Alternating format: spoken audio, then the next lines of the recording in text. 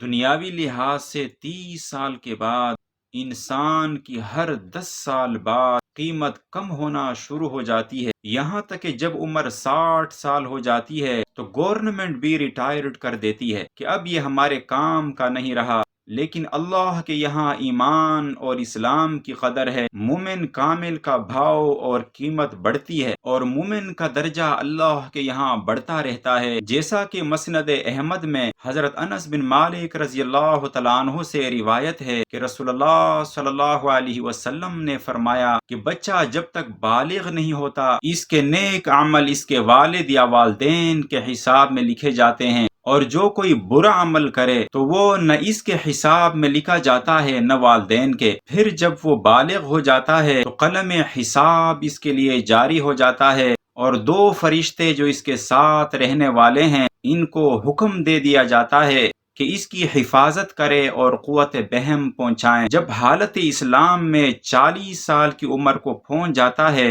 تو اللہ تعالیٰ اس کو محفوظ کر دیتے ہیں، یعنی 3 قسم کی بیماریوں سے، جنون، جزام اور برس سے۔ جب 50 سال کی عمر کو پہنچتا ہے تو اللہ تعالیٰ اس کا حساب ہلکا کر دیتے ہیں۔ جب 60 سال کو پہنچتا ہے تو اللہ تعالیٰ اس کو اپنی طرف رجوع کی توفیق دیتے ہیں۔ جب 70 سال کو پہنچتا ہے تو سب آسمان والے اس سے محبت کرنے لگتے ہیں، اور جب 80 سال کو پہنچتا ہے تو اللہ تعالیٰ اس کے حسنات کو لکھتے ہیں اور سیئات کو معاف فرما دیتے ہیں۔ جب 90 سال کی عمر ہو جاتی ہے تو اللہ تعالیٰ اس کے سب اگلے پچھلے گناہ معاف فرما دیتے ہیں اور اس کو اپنے گھر والوں کے معاملے میں شفاعت کرنے کا حق دیتے ہیں اور اس کی شفاعت قبول فرماتے ہیں، اور اس کا لقب امین اللہ اور اسیر اللہ فی الارض ہو جاتا ہے، یعنی اللہ کا معتمد اور زمین میں اللہ کا قیدی، کیونکہ اس عمر میں پہنچ کر عموماً انسان کی قوت ختم ہو جاتی ہے، کسی چیز میں لذت نہیں رہتی،